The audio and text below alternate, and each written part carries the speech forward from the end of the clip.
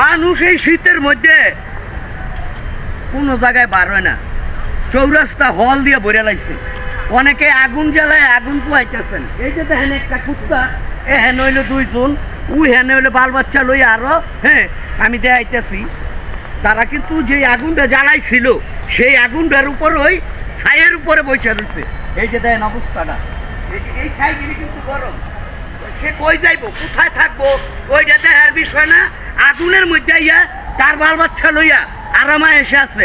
মারাত্মক লেভেলের শীত পড়ছে মিয়া, মানুষ চলাফেরা করতে পারতেছে না, যেন যাই হেন দেখে এমনি কাঁপতেছে। এমন একটা পরিস্থিতি বর্তমানে আমাদের বাংলাদেশে, যে শীত পড়ছে। এই যে দেখেন এখানে সেখানে আগুন জ্বালায় মানুষ, আগুন পোয়াইতেছে। এই যে দেখাও, এই যে আগুনের ধোঁয়া, 1টা 2টা 3টা অলরেডি 3 জায়গায় জ্বলতেছে। আর এই যে হেরা কাম করে, কাম থুইয়া এই শীতের জ্বালায় কি করব, কোনো দিকে যাওয়ার কুল নাই, বইয়া বইয়া সিগারেট বিড়ি খাইতেছে। এইভাবে দেশ চলবো কেমনে?